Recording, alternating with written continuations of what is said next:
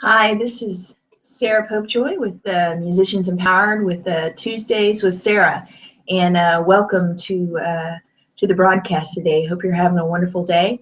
Hope you're not getting too much rain wherever you are. Um, Today I want to talk about. Today I have something on my heart that I want to talk about, and it's about negativity. You know, especially with social media nowadays, we're bombarded with all sorts of negativity. And you know, whether it be people, you know, who want to make a negative comment on your post, or maybe it's you know, or maybe you know, some negative people who are in your life. um, a lot of times we can, you know, it can be disguised as humor, or you know, something like that, and it can somehow weave its way into our lives. And the reason why I want to talk about this, and I feel like it's so important, even though a lot of times I talk about, you know, strategies and stuff, I think that this is probably one of the most important things that I can possibly talk about. When I was in Nashville, I, when I first moved there, I hung out at the Bluebird Cafe a lot, and I hung around with some really awesome songwriters. Um, but one problem is it's really easy to get wrapped up in in the whole, in being cynical, and you know, being cynical about the industry, and being cynical about others, and so on and so forth. And there was a, you know, there were at least one person I know in general who was an amazing songwriter, but you know, and because he was an amazing songwriter, he had a lot of influence. But he also had a lot of negative impact, and I thought it was just on me. But what was funny is, years later, another friend of mine who was kind of in those circles, she said that, you know, had kind of a negative impact on her as well. And so what I want to encourage you to do today is just kind of look around who you're hanging out with, and make sure that that doesn't kind of bleed into your life, because I think that that's one of the biggest things that can bring a songwriter down, is just, you know, gravitating. A songwriter or an artist or musician is kind of being around, you know, negative people, and becoming kind of cynical about the industry. And then what happens is, you think it's just about the industry, but then it becomes about, you know, your pursuing of your dream, and and everything that, you know, everything in your life. So I just want to encourage you today to kind of look around, and just encourage you to gravitate to and find positive people to be around. To me, that's one of the most important things, I feel like, because chasing a dream can be something that's really hard. It can be something, you know, there's moments where you have highs, and there's moments where there are lows, and you can just, it's just something you can expect. And I guess that's just life in general. But the more that you can kind of like buffer, you know, from your lows being so low, and maybe, you know, people being around you help keep you grounded, the more level-headed you can stay. The more level-headed you can stay, the longer you're going to stay in the game. So that was just one thing that was really on my heart to talk about today. I know, like, it even got so bad that I got so, because when I was in Nashville, I got really kind of cynical of the industry, because you would hear these stories of people who, like artists, who would get record deals, who were amazing, amazing artists, like Patty Griffin, and or, you know, even like people like the Dixie Chicks. And you would hear stories about how record companies had basically, you know, in the Dixie Chicks case, it was that Sony Music had actually stolen a bunch of money from them, and not paid out what they were supposed to get. And then they did an audit, and so when they did that audit, and took them to court, then they found out that there was, in fact, millions of dollars that was unpaid, that was supposed to be paid per their contract. And another like instance was Patty Griffin.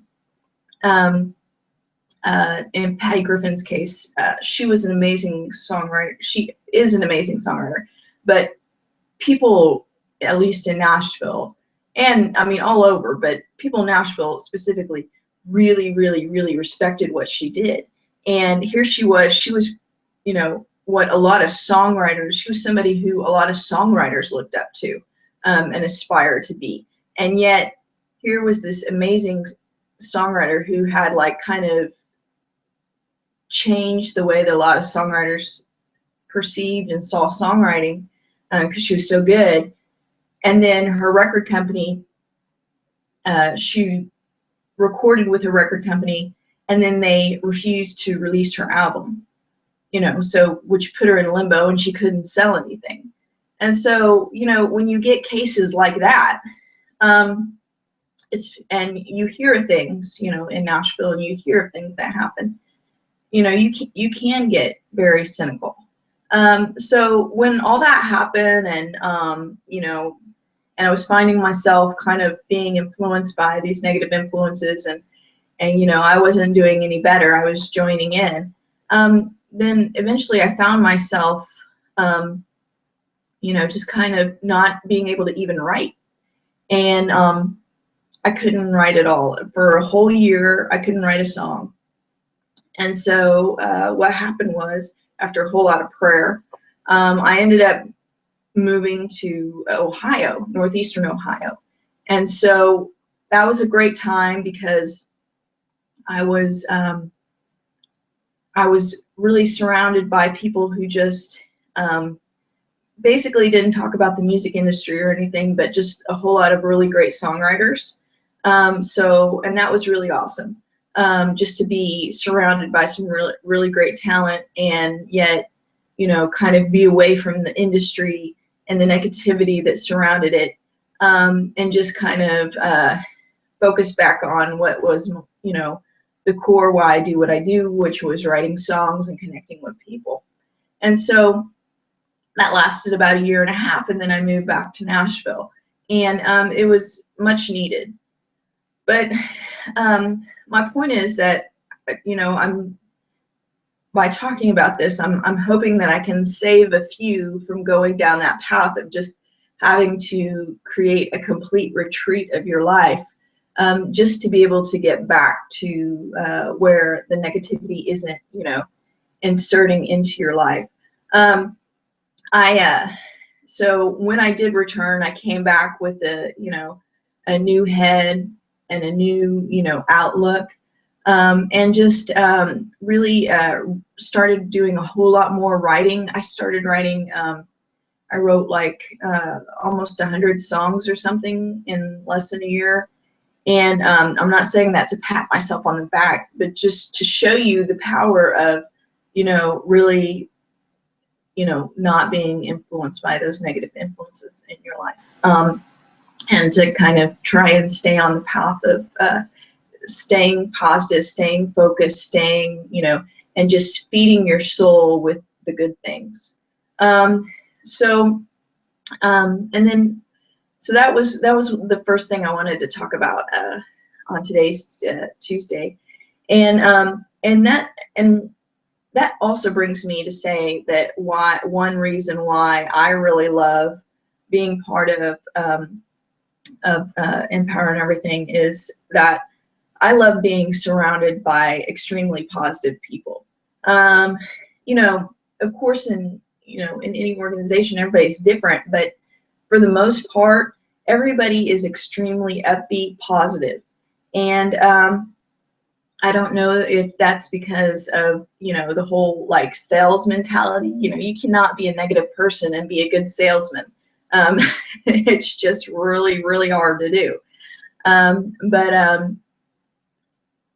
when, you know, I go to the events, when I, you know, get on the Monday night calls, when I listen to them, you know, talk, and give their words of wisdom and advice, it's always in an extremely, you know, positive manner. It's in a way that feeds me and helps me grow, you know, as a person. And I think maybe that's, you know, one of the best ways to see who's your good influences and who's not. You know, is this person feeding, or is this group or this person feeding me as a person, or are they, you know, bringing me down, you know? And what's so bad is it can sneak up on you. You know, you think everything's fine. You're like, oh, well, you know, they're just telling the truth about how it is. But, you know, it's funny. That stuff creeps up on you. It starts off small, and then it gets bigger and bigger. So, like I said, that's one of the things that I really love. And check out the Monday night calls if you haven't yet. On all the emails that I send out, if you'll go towards the bottom of the email, you'll see that number for the Monday night call, and get on there. And that is totally free, so you can do that for free. And listen to that that positive message every Monday. Also, I want to talk about kind of if you have kind of get into a little bit of social media and content and how it works together. If you have a social media page, then if you have a social media page, or pages, sorry, of course you have pages. All musicians have pages. We usually have too many social media networks. Well, first of all, on that note, I want to encourage you to just kind of try to narrow it down to a few. And the reason why is because you can really easily get overwhelmed with having too many social media networks. Right now, you know, I would like to have 5 that are really kind of hit. But right now, I'm probably narrowing down mine to, I'm going to try to narrow it down to 3 so that I can do those 3 really well. And that doesn't include YouTube, but YouTube is a little different to me. So YouTube is just kind of automatic to me. But so the 3 that I'm going to be trying to really focus on, because they're pretty much 3 of the top, are Facebook, Twitter, and Instagram. I've had a whole lot of luck with Twitter. Twitter has been really, really good. I get a lot of traffic through Twitter. I had no idea until last month. I got really lax with my Twitter page, and I would post a little bit, but not that much. Now I try to post about 7 tweets a day. And I do that to drive traffic. And a lot of what I do too is, you know, creating, what's great about Twitter is, you know, with Facebook, you're kind of limited to whoever likes your page. And then not only that, you still don't get, not everybody who likes your page actually, actually sees what you post. But with Twitter, what's really great is the hashtags. And the reason why is so everybody who's on Twitter has a possibility to see your page. But besides that, whenever you throw on those hashtags, which I try to keep it to about 2, especially since you can't write that much on Twitter anyways, and if you have more than 2, you just look like you're spamming. So I keep it to about 2. That is on Twitter. Now, Instagram, I throw 30 hashtags on there, but because that's the most you can have. But with Twitter, I can, you know, you can throw a couple hashtags on there, and if you're having 7 posts a day and you've got 2 different hashtags on each one, that's 14 different ways to be able to reach people every single day. And so, like I said, I get quite a bit of traffic through Twitter. And last month I didn't do so well at posting 7 a day, and I noticed a drop in the amount of people who went to my website. With Twitter, I really, really like that platform, but I would encourage you, you know, keeping it down to about 2 or 3, you know, and don't spend all day on Reverb Nation, you know. First of all, for those who, you know, some of you already have this revelation and not but not everybody does, so I'm just going to say it for the people who don't, is that Reverb Nation is great as an EPK. You know, it's great because you can put all your stuff together, but as, you know, actually being able to reach your fan base, not so much, because pretty much everybody who's on Reverb Nation are actually musicians. And I'm sure a lot of you have figured this out, and most musicians are just trying to push their stuff, and what you want to reach are people who are eager to listen to new music, and that should be your target audience. You know, no matter what genre you're in. You know, of course you want to focus on people who like your genre, but you want to focus on people who are, you know, who are actively seeking out new music. And, you know, that there is an age demographic for that usually. So, and yours will vary depending on what genre you have. But so what I want to talk about too is how blogging intertwines in that. If you have any kind of social media presence anywhere, or are actively seeking to have a social media presence, then by all means you should be blogging. And the reason why is because the name of the game when it comes to social media is putting out content. When it comes to Facebook, when it comes to Twitter, you should be constantly having content. You know, when I only have like 1 or 2 posts a day on Twitter, I see my, you know, the amount of people who go to my website dramatically drop. But the thing that I do to be able to have 7 posts, I got to be able to have content. Now, what's great is because, you know, there are so many feeds when it comes to Twitter, what I do is I recycle stuff, you know. So, you know, if I've already have like 80 blog posts and, you know, I only write 1 or 5 blogs in a week, then I'm going to just recycle what I have. And I try to just like recycle it to where I have one of my blog posts, you know, on there a week. So if I grab some old stuff, you know, I'll put it up there 4 times in a month, you know, 1 for every week, 4 or 5 times a month. And that works really great. And what also works really great about it is I'm able to share a whole bunch of content and get people to my website. You know, I've seen people talk about, you know, you don't want to just share your web page and you just don't want to just share your website. And I get that. And, you know, and for Facebook and stuff, and that's great. And you can kind of intermix, you know, other people's content and mix it with yours and kind of create more content.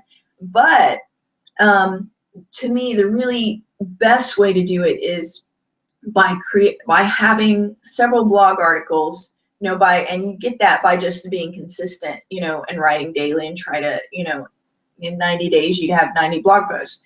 And by doing that, then you can continually send people to your website. So when I, you know, put out on my Twitter page, you know, I put out, which is Musicians Empowered, my handle tag, whatever they call it, the handlebar is at Radio Cafe if you want to look that up. But so what I do is, you know, like I said, I'll have like at least 7 posts that I do a day on Twitter, and I automatically send it out through Hootsuite. I'm not sitting there on Twitter all day. You know, I have one day during the week or a month that I try and, you know, set that up for. I like to do a month at a time. You know, sometimes that's not possible, but if you can even do a week at a time, that way you're not just, you know, continually, because you don't want to just be on, you know, social media all day long. And then that way you can just check it daily, see if there's anybody you need to respond to, and, you know, that just doesn't take so much time out of your day. But like I said, I like putting, you know, blog posts on there. That way I can reach out to people like 7 or more times a day. And yet I'm continually giving them something new to read. I'm continually giving them something of value that they would like. And so to me, it's vital that if you want a social media presence and you want to continually contact with those people, that you have a blog. And so the link below that you see here on this page will connect you to a blog, and not just a blog, but a really, what do I want to say? It's one of the best around, and very, very, very, not just reasonable is not the word I want to use, but it's for the juice that you get. I've ranked several times with different keywords, which it's really amazing. So anyway, so check it out. You can try it out for a little while, or just go ahead and get all in. You know, I had somebody call me or that I was on the phone with, and they were like, you know, I was going to do the $7 trial, and then I was like, you know, realized this is what I want, so I just went ahead and bought it. You know, I've had those kind of responses, and this is not this is the tues blog. This is not something that that I built or anything, but it is part of what I'm an affiliate with. And when you do buy the blog too, and if you're an affiliate, then you can sell the blog on your page, which all of a sudden you have the ability to make money off your blog as well. So that's just definitely a win-win. So you're able to advertise your music to social media, and you're also able to monetize your blog, which usually, like if you're starting a blog and you're wanting to make money off, say, ads, you know, you usually have to have probably more than 10,000 people who visit it a month or more. So if you're just starting out, that can be kind of difficult just to be able to sell ads. And then you got to go through the whole thing of either, oh, do I go with AdSense and just hardly make any money, or do I try to sell ads, da da da da da. And quite frankly, I don't feel like being an ad sales agent. You know, there's people who work at radio stations and, you know, magazines who do that full time, and I don't want to be doing that full time. I would rather just, you know, help people out learning how to market their music, because that's what I'm passionate about. So you can have your blog about your music or whatever you're passionate about, and, you know, be able to monetize it, you know, immediately, you know, starting from scratch from day one, just, you know, through other people who get the blog as well. So anyways, that's just kind of my spiel on blogging, and why I love it so much. And so, you know, here a couple months ago, like I said, I got kind of lax on the social media, and because a couple months ago I was able to get about 6,000 people to my website, and that was what was amazing about that month, is that I didn't have one paid ad. You know, I didn't have one, you know, like one ad of the blog. And here I was able to get 6,000 people. And to me, that's pretty amazing, because like if you look at your results, like even in something Reverb Nation that's not sending you the right traffic, it's basically sending you musicians, you don't get 6,000 people to your website. You know, I don't care how high you are, you know, like even if you're in the top 200, you don't get 6,000 people to your website. But anyways, so, but with the blog, you know, it's totally possible. So that's just a little bit of what I want to talk about. So I want to encourage you to hang around positive people, and to get blogging. Click the link below, and definitely get the viral blogging system, the tues blogging system. It's really, like I said, it's what I love about it is not only it's super easy to use. You know, it's to me, it's even easier than using HostBaby, if you've ever used HostBaby before, which I used to have a website with them for years. But it's easier than using that.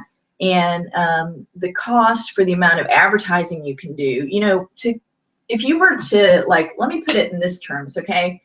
If I were to pay for ads on Facebook just for getting people to my website to get 6,000 people, I'm not talking about, you know, having 6,000 people see my post, but I'm talking about 6,000 people actually clicking on that link and going to there, it would cost me upward of hundreds of dollars, maybe 1,000 or more, maybe more than that. I don't know, you know, because that's a lot of people.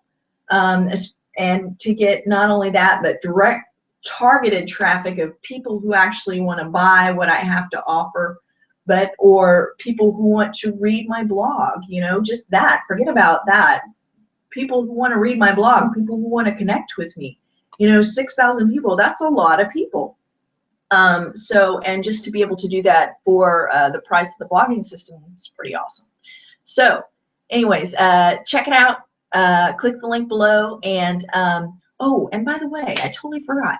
So this Saturday, we're going to be having a webinar and kind of like a mastermind, and we are going to be talking about some amazing things to help you get to that 6,000.